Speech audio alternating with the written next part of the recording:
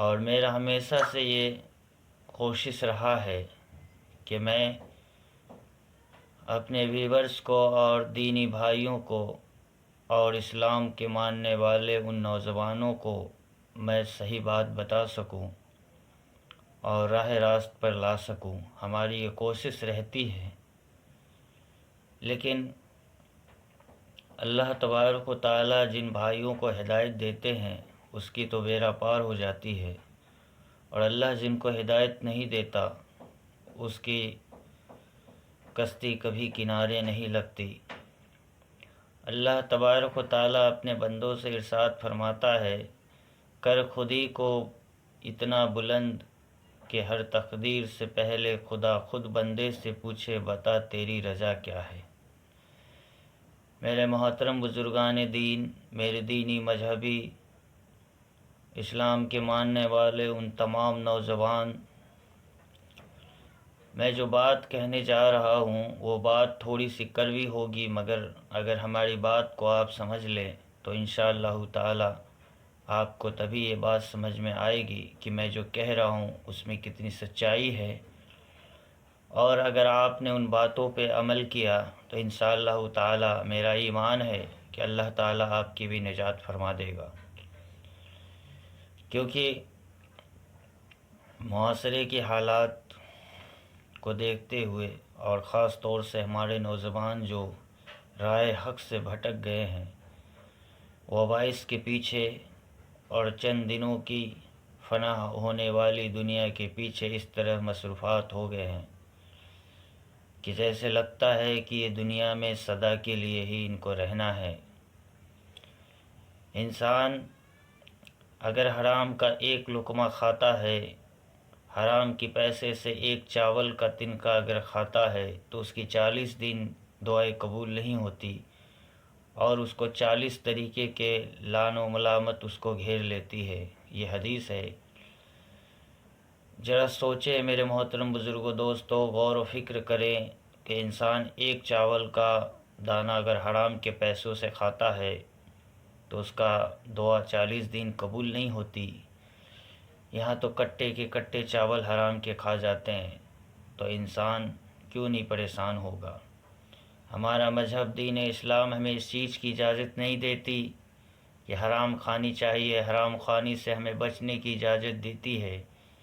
لیکن ہم اپنے مذہب کو چھوڑ کر، اپنے مذہب میں بتائے گئے باتوں کو چھوڑ کر ہم اس کام کو کرتے ہیں اور اس کام میں مصروف ہو جاتے ہیں جس کی اجازت شریعت ہمیں نہیں دیتی. میرے محترم بزرگوں، دوستو، انسان کا اگر سب سے بڑا کوئی دشمن ہے تو وہ شیطان ہے، اور اس کے بعد اگر انسان کا اگر سب سے بڑا کوئی دشمن ہے تو وہ ہے اس کی نفسانی خواہشات، اور اس سے بھی بڑی اگر کوئی دشمن ہے انسانوں کا تو وہ ہے اس کا غصہ. جس انسان نے اپنے غصے پہ قابو نہیں کیا گویا اس نے اپنا آخرت کو تباہ و برباد کر لیا اور اس نے خود کو مشکلات اور پریشانیوں میں ڈال لیا. اصل ہمارے کہنے کا موضوع یہ ہے اور مقصد یہ ہے،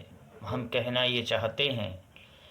کہ جب دو گٹوں کے بیچ لڑائیاں اور جھگڑے ہوتی ہے تو جو مضبوط ہوتے ہیں، تبنگ انسان ہوتے ہیں، دبنگ ہوتے ہیں، توانگر ہوتے ہیں، جس کے اندر مضبوطیاں ہوتی ہے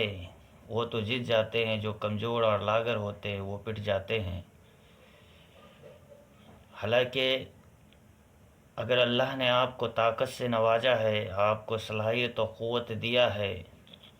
تو اس طاقت کا آپ صحیح استعمال کریں تو اللہ بھی خوش ہوتا ہے. اگر آپ نے اس طاقت کا غلط استعمال کیا تو اس کا خمیازہ بھی آپ کو بھگتنا پڑتا ہے. مان لیجئے آپ کمزور انسان پر ظلم اور تشدد کرتے ہیں تو آپ کی ظلم اور تشدد کی وجہ سے اس غریب تو پٹ جاتے ہیں، لیکن اس کے دل سے نکلی ہوئی آہ جو ہے وہ عرش معلیٰ کو چیرتا ہوا اللہ کے بارگاہ میں قبول ہوتی ہے، اس کی فریاد. اور جب اللہ کی لاٹھی جب چلتی ہے تو دنیا کے کوئی بھی طاقتور اس انسان کو نہیں بچا سکتا، کیونکہ ساری دنیا کی طاقت ایک طرف بھی ہو جائے اور اللہ تبارک و تعالیٰ اسے دھسانا اور اسے برباد اور تباہ کرنے پر آ جائے تو ساری دنیا مل کر اسے نہیں بچا سکتی۔ اور جب ساری دنیا اسے تباہ و غارت کرنے والا ہو، ساری دنیا اسے ختم کرنے والا ہو، ساری دنیا مل کے اسے تباہ و برباد اور دھسانا چاہے اور اللہ تبارک و تعالیٰ نہ چاہے تو ساری دنیا کی محنت ناکام ہو جائے گی اور اللہ تبارک و تعالیٰ کے فضل و کرم سے وہ انسان بچ جائے گا۔ لیکن جن بھائیوں نے اپنے طاقت کا غلط استعمال کر کے مظلوم اور لاچاروں پر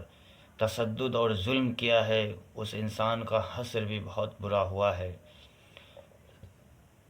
جب دکھی دل سے جب فریاد نکلتا ہے تو عرش کو چیر کر اللہ کے پاس جاتا ہے۔ جب اسی دکھے دل سے جب دعائیں نکل جائے تو انسان کی تقدیر تو دور کی بات ہے، اس کی تقدیر اور تقدیر کے اندر دونوں کے اندر کامیابی ہی کامیابی آ جاتی ہے، وہ انسان دونوں جہاں میں کامیاب ہو جاتا ہے۔ اس لیے اللہ کے رسول جناب محمد صلی اللہ علیہ وسلم نے ارشاد فرمایا، اپنے تمام صحاباؤں سے کہا کہ تم مظلوم کی آہ سے بچ جانا، کیونکہ اس کی آہ جو ہوتی ہے عرش معلیٰ کو چیرتا ہوا اللہ کے عرش تک جاتا ہے اور اس کی فریاد کبھی خالی نہیں لوٹتا۔ اس لیے میرے نوجوان دوستوں، میرے بھائیوں، میرے دینی مذہبی بھائیوں اور بہنوں اور خواتینوں، آپ تمام سے میں یہ اپیل کرتا ہوں اور یہ گزارش کرتا ہوں کہ اپنے غصے پر قابو رکھے، کسی مظلوم کو نہ ستائے، کسی انسان کو ایسا الفاظ نہ کہیں جس سے اس کے دل میں ٹھیس لگے، اس کے دل کو تکلیف ہو اور بعد میں آپ کو معافی بھی نہ ملے اور اس کے دل سے نکلی ہوئی آہ آپ کی زندگی کو تباہ و برباد کر دے۔ اس لیے جو انسان اس چیز کو سمجھتے ہیں کہ میرے سے کوئی ڈرتا ہے اور ہم اسے ڈرا کر رکھے تو وہ اس کی غلط فہمی ہے، کیونکہ بے شک وہ انسان آپ سے اگر ڈرتا بھی ہوگا تو آپ کا ایسا سوچنا یہ تکبر ہے اور آپ کا یہ سمجھ لینا کہ سامنے والا کمزور ہے ہم اسے دبا لے، یہی تو غرور اور گھمنڈ ہوتا ہے اور اللہ کو یہی منظور نہیں۔ اللہ تبارک و تعالیٰ آپ کو کسی نہ کسی بہانے سے اس طرح سے تباہ و برباد کرے گا اور اس طرح سے آپ کو لاغر اور کمزور کر دے گا کہ دنیا میں آپ کا پھر کوئی شان ہی نہیں رہے گا۔ اللہ تعالیٰ جب کسی کو دینے پر آتا ہے تو اللہ تبارک و تعالیٰ اسے گلے گلزار بنا دیتا ہے، جب اللہ تبارک و تعالیٰ جب اس سے لینے پہ آ جائے تو ساری دنیا کی دولت بھی اس انسان کو بچا نہیں سکتا۔ اس لیے اللہ کی لاٹھی میں آواز نہیں ہوتا، اللہ کے گھر دیر ہے اندھیر نہیں، لیکن جب اللہ کی لاٹھی جب برستی ہے تو ساری دنیا ایک طرف ہو جائے، خدا کی خدائی ایک طرف رہتی ہے۔ میرے نوجوان دوستو، زندگی کے اندر کچھ ایسے کام کرو جس سے تمہارے اعمال بن جائے، ایسے کام نہ کرو جس نے تمہارے اعمال خراب کرے اور تمہارے دین و دنیا کو دونوں کو خراب کر دے۔ میں اپنی چند باتوں کو ختم کرتا ہوں۔ وآخر دعوانا ان الحمد للہ رب العالمین۔ السلام علیکم ورحمۃ اللہ وبرکاتہ۔